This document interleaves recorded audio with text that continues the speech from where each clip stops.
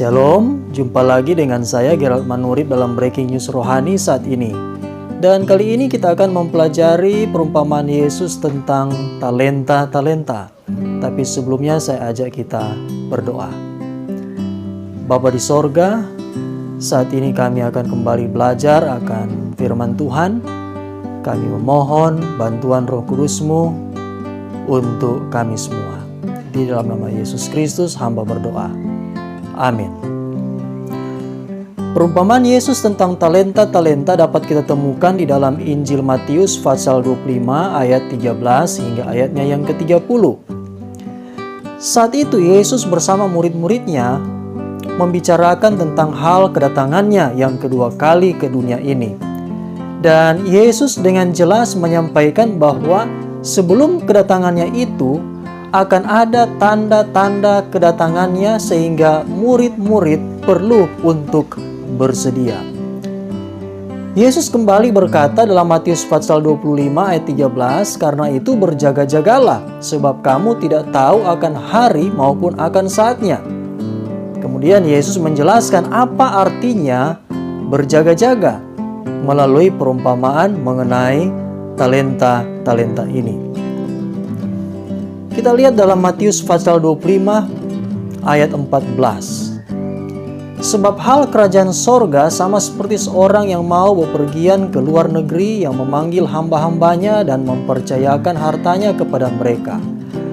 Ayat 15, "Yang seorang diberikannya 5 talenta, yang seorang lagi 2, dan yang seorang lain lagi 1, masing-masing menurut kesanggupannya, lalu ia berangkat." Nah, siapakah yang dimaksudkan dengan orang yang bepergian dalam perumpamaan ini? Dia itu adalah Yesus Kristus sendiri. Karena saat itu ketika Yesus menyampaikan perumpamaan ini, tidak lama lagi dia akan meninggalkan dunia ini untuk kembali ke sorga.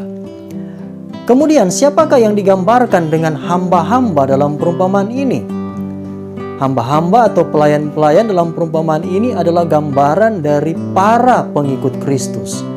Para pengikut Kristus yaitu saudara dan saya yang telah dibeli dengan darah yang mahal, yaitu darah Yesus Kristus sendiri. Dan tujuan mengapa para pengikut Kristus itu dibeli dengan darah yang mahal adalah untuk melayani. Yesus mengajarkan bahwa tujuan dari kehidupan ini adalah melayani. Sebagaimana Kristus sendiri adalah seorang pekerja dan kepada semua pengikutnya memberikan hukum mengenai pelayanan kepada Allah dan kepada sesama manusia. Oleh hidup untuk melayani, manusia dibawa kepada satu hubungan dengan Kristus. Jadi, kepada hamba-hambanya Yesus mempercayakan hartanya. Sesuatu yang harus digunakan hanya untuk kepentingan dari Yesus Kristus sendiri. Ia memberikan masing-masing menurut kesanggupannya.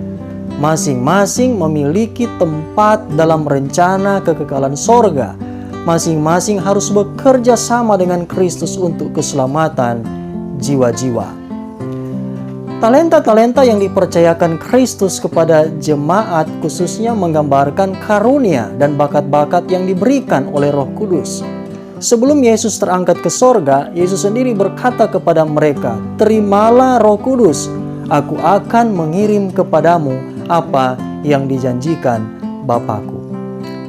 Hal penting yang menjadi penekanan dari perumpamaan talenta ini adalah bahwa karunia-karunia istimewa dari Roh Kudus bukanlah satu-satunya talenta. Tetapi itu sudah termasuk semua pemberian dan anugerah, baik itu bersifat alami atau rohani. Semuanya harus digunakan dalam pelayanan bagi Yesus untuk manusia. Talenta-talenta itu diberikan bukan untuk disombongkan. Talenta-talenta itu juga diberikan untuk dikembangkan karena semua itu akan dipertanggungjawabkan. 2 Korintus pasal 8 ayat 12 menyebutkan, "Berdasarkan apa yang ada padamu, bukan berdasarkan apa yang tidak ada padamu." Betapa sedikit pun talenta itu harus digunakan. Pertanyaan penting yang selalu harus ditanyakan adalah bukan berapa banyak talenta yang saya terima, tetapi apakah yang saya sudah perbuat dengan talenta saya itu? Mengembangkan talenta itu merupakan kewajiban kita, dan hal itu menjadi utang kita kepada Allah dan kepada sesama manusia. Orang yang ingin menjadi pekerja bersama dengan Allah harus berusaha mencapai kesempurnaan setiap bagian tubuh dan kecakapan pikiran. Pendidikan yang benar adalah persiapan dari kuasa-kuasa fisik, mental, dan moral untuk melaksanakan kewajiban. Itu adalah latihan tubuh, pikiran, dan jiwa untuk pelayanan ilahi. Inilah pendidikan yang tahan lama sampai kepada hidup yang kekal. Banyak orang yang dinilai Allah memenuhi syarat untuk melaksanakan pekerjaan yang luar biasa, namun melaksanakan sedikit sekali sebab mereka berusaha sedikit pula. Hal itu terjadi karena mereka tidak mempunyai tujuan yang pasti untuk apa mereka melakukan pekerjaan. Tidak ada ukuran yang hendak dijangkau. Letakkan sasaranmu tinggi dan kerjakanlah itu langkah demi langkah, meskipun itu harus melalui usaha yang pedih oleh penyangkalan diri dan pengorbanan. Naikilah seluruh anak tangga kemajuan itu. Bercita-citalah untuk kemuliaan Tuhan guna menumbuhkan setiap karunia dari tabiat. Tabiat yang dibentuk menurut rupa ilahi adalah satu-satunya harta yang dapat kita bawa serta dari dunia ini ke dunia mendatang. Makhluk-makhluk sorga akan bekerja sama dengan manusia yang berusaha dengan ketentuan iman bahwa kesempurnaan tabiat akan menjangkau sampai kepada kesempurnaan dalam perbuatan. Bila kehendak manusia bekerja sama dengan kehendak Allah, ia menjadi kuasa yang besar. Apapun yang akan dilakukan atas perintahnya dapat dicapai dalam kekuatannya. Segala perintahnya adalah mungkin dilaksanakan. Dalam perumpamaan ini, talenta-talenta yang digunakan itulah yang dilipat gandakan. Sukses itu bukan sebuah kebetulan atau nasib, melainkan hasil dari pimpinan Allah, pahala dari iman, dan kebijaksanaan dari kebajikan dan usaha yang tekun. Tuhan menghendaki agar kita menggunakan setiap pemberian Tuhan yang kita miliki. Dan jika kita berbuat hal ini, kita akan dapatkan pemberian yang lebih besar lagi untuk digunakan. Tetapi orang yang menerima satu talenta itu, dalam Matius pasal 25 ayat 18 berkata, "Pergi dan menggali lubang di dalam tanah, lalu menyembunyikan uang tuannya." Orang yang memiliki pemberian yang paling sedikit, yang membiarkan talentanya tidak berkembang. Dalam kisah ini diberi amaran bahwa penyalahgunaannya terhadap satu talenta itu menunjukkan bahwa ia meremehkan karunia sorga. Firman Tuhan mengatakan di dalam Injil Lukas pasal 16 ayat 10, "Barang siapa setia dalam perkara-perkara kecil, ia setia juga dalam perkara-perkara besar." Hanya dengan jalan berlaku jujur dalam perkara-perkara yang kecil, jiwa dapat dilatih bertindak dengan setia di bawah tanggung jawab yang lebih besar. Kebiasaan-kebiasaan yang suka lalai harus dibuang. Orang yang telah menerima 5 talenta dan 2 talenta mengembalikan kepada Tuhan itu pemberian yang telah dipercayakan dengan ketekunannya. Mereka melihat bahwa mereka hanya melakukan kewajibannya. Tuhan menerima talenta-talenta yang dikembangkan, dan ia memberi pahala kepada pekerja-pekerja itu, seolah-olah pahala itu adalah sama sekali miliknya sendiri. Ayat 21 Matius pasal 25. "Maka kata tuannya itu kepadanya, 'Baik sekali perbuatanmu itu, hai hambaku yang baik dan setia. Engkau telah setia dalam perkara kecil, aku akan memberikan kepadamu tanggung jawab dalam perkara yang besar. Masuklah dan turutlah dalam kebahagiaan Tuanmu.'" Ayat 22. "Lalu datanglah hamba yang menerima 2 talenta itu, katanya, 'Tuan, 2 talenta Tuan percayakan kepadaku.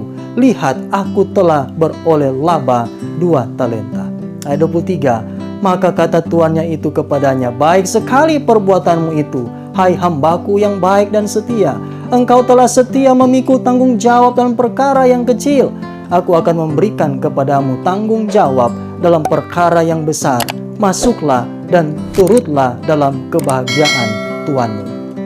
adalah kejujuran, kesetiaan kepada Allah, pelayanan yang penuh kasih sayang yang diperkenan Allah. Mereka akan masuk ke dalam kesukaan Tuhan, sementara mereka melihat dalam kerajaannya orang-orang yang telah ditebus melalui usaha mereka.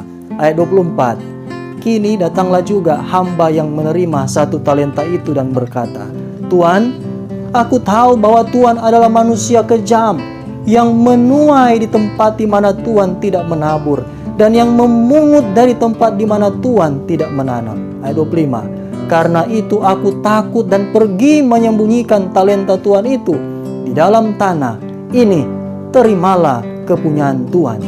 Ayat 26, maka jawab tuannya itu, hai kamu hamba yang jahat dan malas.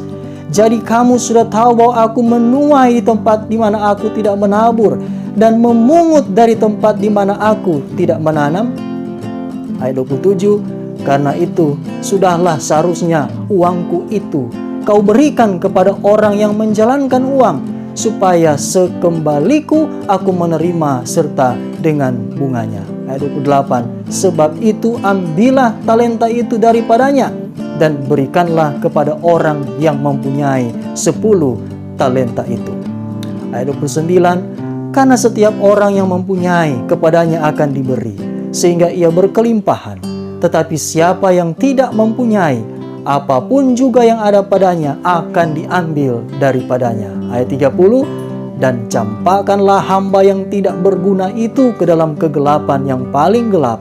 Di sanalah akan terdapat ratap dan kertak gigi. Pelajaran yang dapat kita ambil dari perumpamaan ini adalah yang pertama, Bapa kita di surga menuntut tidak lebih dan tidak kurang dari apa kesanggupan yang telah diberikannya untuk dapat dilakukan.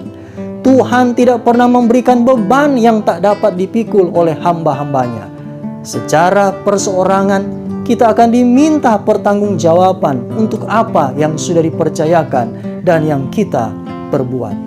Pelajaran yang kedua, kita tidak perlu berbicara tentang kelemahan dan ketidaksanggupan kita.